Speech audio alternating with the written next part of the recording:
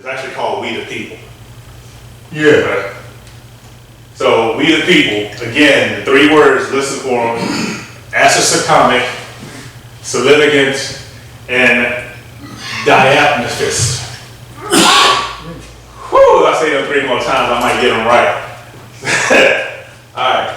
For a country founded on the disdain of the rule of one, built on the backs of those who lack representation. Here we sit, trying to cash a check that bounced before the ink was done, drying our tears in failures of an outright abomination. Claims of being the richest country in the world, for all the rich is being held tightly in the grasp of the monetary minority, while debt weighs heavily on the spine of those digging ditches, as those very few making indecisions bow continuously to the immoral majority. Overwhelmed have we been with the dissident, despotic discourse directed to divide the demographic, allowing for further directionless actions demonstrated by those who rather avoid a writ of habeas corpus, thus continue to imprison her people using numerous infractions. We the people need better leadership. Not a Salivagant aimlessly speaking on behalf of self, not the entirety of the whom he represents.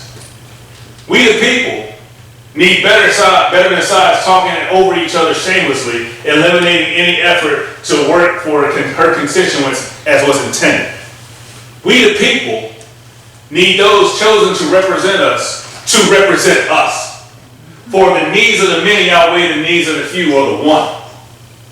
Get back to your districts and see the obstacles debilitating those who trust in you to be our voice of reason through the treacherous tyranny that has begun. Promises have been made, yet many have left unbroken, or even worse, untouched. So much that the angst is ever increasing to a point where there will be no return to a simple decency or faith in one another, in humanity, for the morals are being flushed, all for the cause of one, a vendetta against those who respect whose went unearned. We the people deserve better than the constant upheaval of the way of life we chose to live, better than waiting with bated breath the next scandal to come along with the disruption of our day. Better than politicians being magicians transitioning into the scale, diverting true attention from what needs to be addressed. We the people deserve a break from the DEIPNOSOPHIST whose gift of gab is not as powerful and has been stressed, whose points are not destined to unite but to deeply rift.